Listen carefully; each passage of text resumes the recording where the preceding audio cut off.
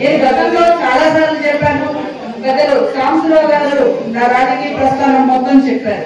మరి 2009 రాజశేఖర రెడ్డి గారి వీక్షతో ఈ ప్రతిపాడు నియోజకవర్గాల్లో శాసనసభ్యురాలైనటువంటి నేను రాజశేఖర రెడ్డి గారి మరణం తర్వాత జగన్మోహన్ రెడ్డి గారి వెంట నడిచినటువంటి వ్యక్తుల్లో నేను ప్రథమురాలని అని చెప్పుకోవడానికి నేను గర్వపడుతూ ఉంటాను. చాలా సార్లు చెప్పాను, రాజకీయ ప్రస్థానం ఉంటే జగన్మోహన్ రెడ్డి గారితోనే. కానీ ఆ మాట ఏ ఛానల్ బ్రేకింగ్ న్యూస్ పెట్టం.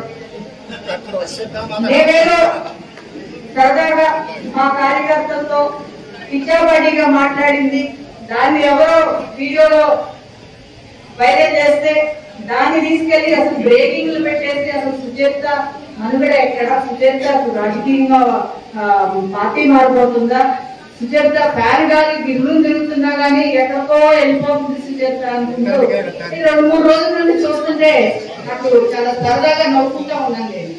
ఎందుకంటే నేను చాలాసార్లు చెప్పాను, రాజకీయంగా ఉంటే వైఎస్ఆర్ కాంగ్రెస్ పార్టీలో ఉంటా, లేకపోతే నా ఇంట్లో ఉంటా అని నేను చాలాసార్లు చెప్పాను. నేను అదే పాటిస్తానే ఉంటాను, ఎప్పటికీ కూడా నాది అదే పాట. నేనేమి పక్క వైపు చూసింది లేదు, చూడబోయేది లేదు. ఒకవేళ పార్టీ లేకుండా చూసుకుంటే నేను నా కార్యకర్తలతోనూ నాయకులతోనూ నేను మాట్లాడుతున్నానా, ఎక్కడన్నా సమావేశాలు పెట్టుకున్నానా, ఇక్కడ ఇంతమంది నాయకులు ఉన్నారు, కనీసం సరదాగానైనా మనం ఎప్పుడన్నా పార్టీ మారుదామని ఇక్కడ ఉన్న నాయకులతో గాని కార్యకర్తలతో గాని మాట్లాడిన సందర్భాలు ఏవైనా ఉన్నాయా? ఒకసారి ఆలోచించండి. అసలు అంటే వీళ్ళెవరితో అనుకోకుండా నా అవసరానికి వెళ్ళి అంటే సింగిల్ గా వెళ్ళి చేరే వాళ్ళు ఉంటారు, వాళ్ళ సంగతి నాకు తెలియదు.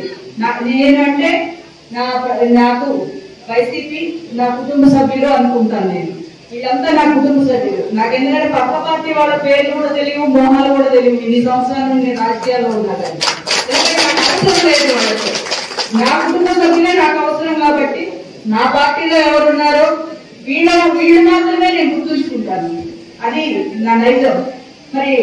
కానీ ఏదో ఒకటి రాయాలి, ఏదో ఒకటి మీడియాకి కావాలి అన్నట్టుగా మాత్రం దయచేసి ఏదో మీరు సమాచారం ఏదైనా ఉంటే దాన్ని పక్కాగా నాతో మాట్లాడి ఇది ఇలా వస్తుంది నిజమా, ఇదేమన్నా మీరు అనుకుంటున్నారా అని వేస్తే నేను చాలా సంతోషిస్తాను. ఎందుకంటే దాన్ని ఈ రోజు ఉంటే వైసీపీలో, లేకపోతే నా ఇంట్లో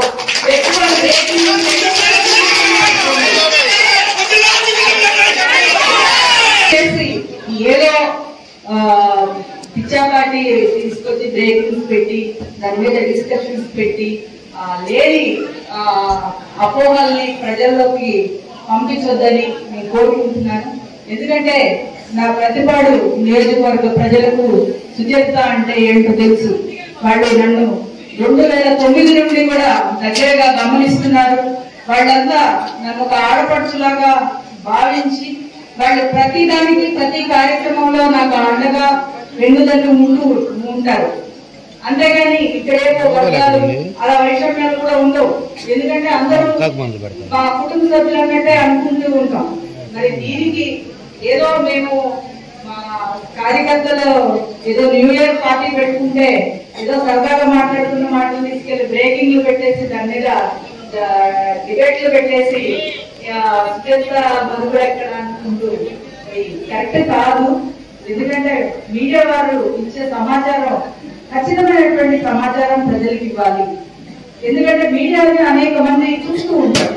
మీరు ఇచ్చేటువంటి సమాచారం అది నిజమైంది అని భావిస్తారు.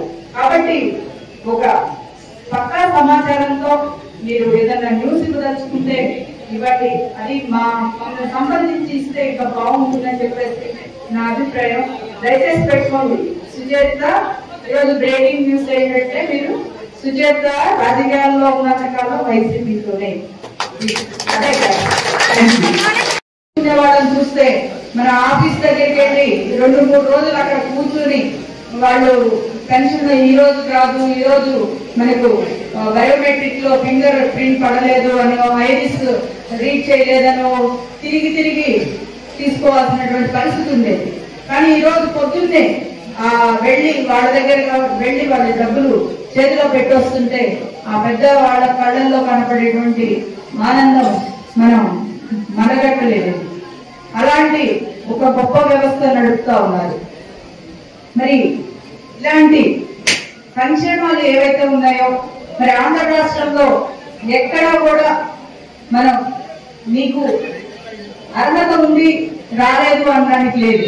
ప్రతి ఒక్క అర్హుడికి కూడా ఈరోజు కులం చూడకుండా, మతం చూడకుండా, ప్రాంతం చూడకుండా, పార్టీ చూడకుండా ప్రతి ఒక్కరికి కూడా సంక్షేమ పథకాలు నేరుగా చేరుస్తున్నటువంటి ఘనత కూడా వాలంటీర్స్ కే చెందుతుంది.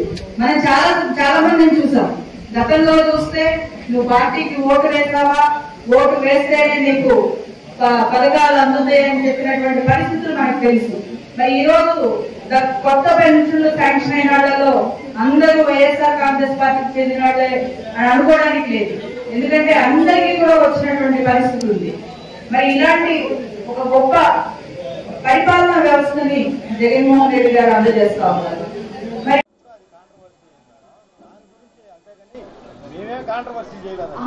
ఇప్పుడు నేను మాట్లాడింది ఏంటంటే, ఇప్పుడు దయాసాగర్ గారు సోషల్ మీడియాలో ఏమొస్తుంది, దయాసాగర్ గారు తెలుగుదేశంలోకి వెళ్తున్నారు అని చెప్పేసి అన్నారు. ఇప్పుడు నాకు 2009లో ఆయన ఒక సెంట్రల్ గవర్నమెంట్ ఆఫీసరు. అలాంటి పరిస్థితుల్లోనే అప్పుడున్నటువంటి కాంగ్రెస్ గవర్నమెంట్ సెంట్రల్లో ఉంది. అయినప్పటికీ కూడా నేను రాజకీయంగా జగన్మోహన్ రెడ్డి గారితో వెళ్తాను అన్నప్పుడు ఆయన ఏమాత్రం అడ్డు చెప్పకుండా, సరే ఉద్యోగపరంగా ఎన్ని ఇబ్బందులు వచ్చినా కానీ పర్వాలేదు, నీకు నచ్చిన మార్గంలో వెళ్ళు అని చెప్పారు. అలాంటి వ్యక్తి ఈరోజు ఆయన పేరు మీద రకరకాలుగా రూమర్స్ స్ప్రెడ్ చేస్తూ ఉన్నారు. మరి ఆ టైంలో ఆ వెళ్ళమన్న ఆయన ఈరోజు పార్టీ మారమని చెప్తాడా అని చెప్పేసి నేను అడిగింది. దానికి దయాసాగర్ గారు పార్టీ వెళ్ళిపోతున్నారు, వెనకాల సుచరిత వెళ్తుంది అని చెప్పేసి అన్నారు. నేను అందేంటంటే, ఉదాహరణకి ఏ భార్య అయినా భర్త అయినా ఒక కుటుంబంలో ఉన్నప్పుడు భర్త ఎటు వెళ్తే భార్య ఎటు వెళ్తుంది కదా అని చెప్పాను. అందులో తప్పే ఉందండి. ఇప్పుడు మీ ఫ్యామిలీలో మీరు ఒకవైపు, మీ వైపు ఒకవైపు చెరొక పార్టీలో ఉండరు కదా. ఇప్పుడు నాకు తెలిసి రాంబాబు గారు వచ్చారు పార్టీలోకి, రాంబాబు గారితో పాటు అంజనీ గారు కూడా వచ్చారు. అంతేగాని అంజనీ గారు అప్పుడు దాకా టీడీపీ కాబట్టి నేను రాను, నేను అక్కడే ఉంటాను, రాంబాబు గారిని మాత్రమే వెళ్ళిపోండి అని అనలేదు కదా. నేను ఉదాహరణగా అది చెప్పాను తప్పితే ఏదో మా హస్బెండ్ టీడీపీకి వెళ్తున్నాడు దాని వెనకాల పట్టుకుని నేను వెళ్తున్నానని కాదు కొంచెం చెప్పింది. అది మీరు చేసుకున్న అపార్థానికి అది మేమేలా సమాధానం చెప్పాలి? అవసరం మాకేంటి చెప్పండి. ఇప్పుడు మీరు ఒక అపార్థం చేసుకుని కొన్ని క్లారిఫికేషన్ అడిగారా? ఇప్పుడు దయాసాగర్ గారు తెలుగుదేశంకి వెళ్తున్నారని ఎవరు చెప్పారు మనకి? అదేదో ఊహించుకుంటున్నారు, రాసుకుంటున్నారు, పెట్టుకుంటున్నారు. అదేంటి సోషల్ మీడియాలో మన కల్పనా శక్తి, ఊహాశక్తి ఎంత మేరకు ఉందో అంత మేరకు నచ్చినవి రాస్తున్నారు. అవన్నీ నిజాలని మనం నమ్ముకుంటామా? ఇప్పుడు మీరు మీడియా వారు, మీది ఒక రెస్పాన్సిబుల్. మీరు అడిగేటప్పుడు ఏదైనా మీరు డైరెక్ట్గా పర్సనల్గా మమ్మల్ని అడగండి, మేము చెప్తాం. దాన్ని మీరు ప్రచారం చేస్తే పర్వాలేదు. అంటే ఏదో సోషల్ మీడియాలో సరదాగా వచ్చిన దాన్ని ఛానల్ మీద డిబేట్ పెట్టాల్సినంత అవసరం లేదు కదా. ఇప్పుడు ఛానల్ మీద డిబేట్ పెట్టాలంటే అది నా నోటి నుండి డైరెక్ట్గా మేము మాడుతున్నామనో, లేదో మా దయాసాగర్ గారు బయటకు వచ్చి నేను పలానా టీడీపీ పార్టీలోకి వెళ్తున్నాను అన్నప్పుడు కదా మీరు దాని గురించి మాట్లాడాల్సింది.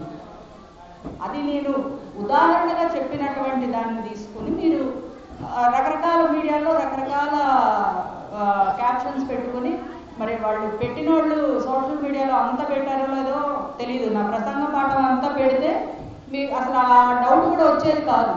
మరి ఆ పెట్టిన వాళ్ళు ఏం పెట్టారో నాకు తెలియదు. కానీ ఛానల్స్లో మాత్రం రకరకాలుగా ఎవరికి నచ్చిన హెడ్లైన్ వాళ్ళు పెట్టుకుని దాన్ని దాని మీద డిబేట్స్ అన్ని జరుగుతూ ఉన్నాయి. కాబట్టి దయచేసి ఏదైనా ఉంటే నన్ను అడగండి, నేను చెప్తాను. నేను ఒక చాటుగా ఒకటి ఎదురుగా ఒకటి చెప్పను. మనసులో ఏది ఉంటే నిజాయితీగా నిర్భయంగా అదే చెప్తాను, మీ ఛానల్స్ లాగే. ఓకేనా? అది ఒక కాకమాన్ మండలంలో న్యూ ఇయర్ ఫంక్షన్ పెట్టారు. ఎవరు తీసుకుంటారో తెలియదు. ఇప్పుడు ఫోన్లు అందరు తీస్తున్నారు కదా, ఏదైనా తీస్తున్నారు. అందుకని ఒక పని చేద్దామండి. అది స్ప్రెడ్ చేసింది మీ దాంట్లో నుంచే వచ్చింది మేడం. ఎక్కడ ఏ రిపోర్టర్ బయట పెట్టలేదు, తర్వాత రిపోర్టర్లకు అందింది. కాకినాడలో జరిగిన ప్రోగ్రామ్ ఏ రోజు వార్త స్ప్రెడ్ అయింది, ఏ రోజు మీరే గమనించండి. ఆ రోజు మీడియా వాళ్ళు ఉంటే ఆ రోజు స్ప్రెడ్ అయ్యేది కదా.